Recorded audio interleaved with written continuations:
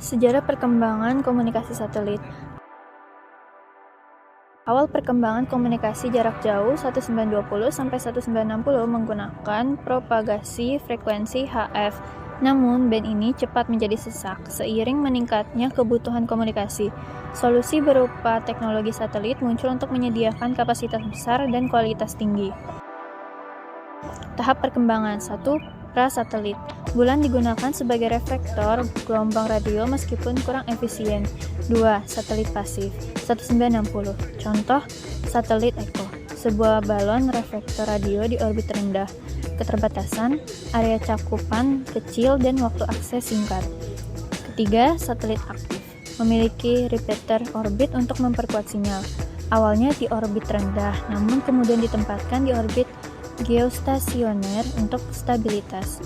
4. Era geostasioner 1963 dimulai dengan peluncuran SYNCOM, memungkinkan komunikasi siang, malam dengan antena tetap. Modernisasi satelit geostasioner seperti Intelsat 1965 untuk komunikasi komersial. Peluncuran satelit Palapa 1976 untuk komunikasi maritim dan regional. Perkembangan sistem telepon satelit dan aplikasi global termasuk Telkom 1199. Saat ini, orbit bumi dipenuhi satelit untuk berbagai fungsi seperti televisi, radio, dan operasi militer. Perkembangan satelit di Indonesia.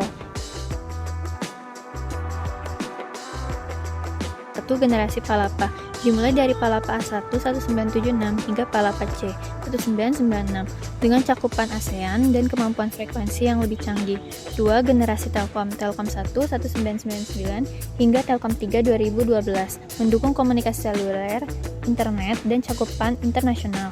3. Satelit khusus Indostar 1 1997 untuk TV digital dan Garuda 1 untuk telepon satelit. 4. Satelit mikro 8 Tubesat 2007 dan Inasat 1 untuk pengamatan dan eksperimen teknologi. 5. Satelit modern Palapa D 2009 dan Indostar 2 dengan cakupan luas dan teknologi canggih. Pada 2012, 9 satelit aktif mendukung komunikasi, media, dan teknologi nasional. Jenis-jenis satelit. Yang pertama ada sistem satelit tidak teratur atau random satellite system. Satelit ini diluncurkan pada berbagai ketinggian orbit atau ratusan kilometer hingga 10.000 km. Gerakan satelit diikuti oleh 2 stasiun bumi menggunakan antena yang dapat berpindah atau switching.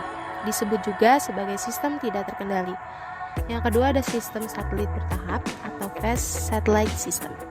Melibatkan satelit pada berbagai orbit seperti khatulistiwa, inklinasi 30 derajat, orbit kutub, atau campuran. Satelit ini diluncurkan pada interval waktu tertentu dan dikelola secara teratur. Disebut juga sebagai sistem terkendali karena pergerakan satelitnya terorganisasi. Yang terakhir ada sistem satelit stasioner atau stationary satellite system. Satelit ini ditempatkan pada orbit geostasioner atau ketinggian 35.860 km. Posisi satelit tampak statis terhadap bumi dengan periode putar 24 jam. Cocok untuk komunikasi internasional dengan multiple access seperti pada Intelsat dan Inmarsat. Prinsip kerja sistem komunikasi satelit. Yang pertama ada cara kerja konvensional. Sinyal dikirimkan dari stasiun bumi ke satelit, lalu direlay kembali ke stasiun penerima tanpa pemrosesan dalam satelit. Satelit hanya menyimpan sementara informasi dan mengirimkannya langsung. Kelemahannya, jika salah satu komputer satelit mati, komunikasi terputus. Yang kedua, cara kerja transmisi data melalui satelit. Komponen utamanya ada uplink, di mana sinyal dikirim dari stasiun bumi ke satelit. Yang kedua ada pemrosesan di satelit, sinyal diperkuat dan diubah frekuensinya. Yang terakhir ada downlink, sinyal dikirim kembali ke stasiun bumi penerima. Memungkinkan komunikasi dan pertukaran informasi secara simultan tanpa mempedulikan jarak. Sistem ini sangat penting untuk komunikasi global, baik untuk kebutuhan personal, komersial, maupun internasional. Baik, di sini saya akan menjelaskan tentang regulasi keantariksaan di Indonesia. Yang pertama ada dasar hukum, yaitu UU Keantariksaan yang mengatur kegiatan keantariksaan termasuk penanggulangan benda jatuh antariksa.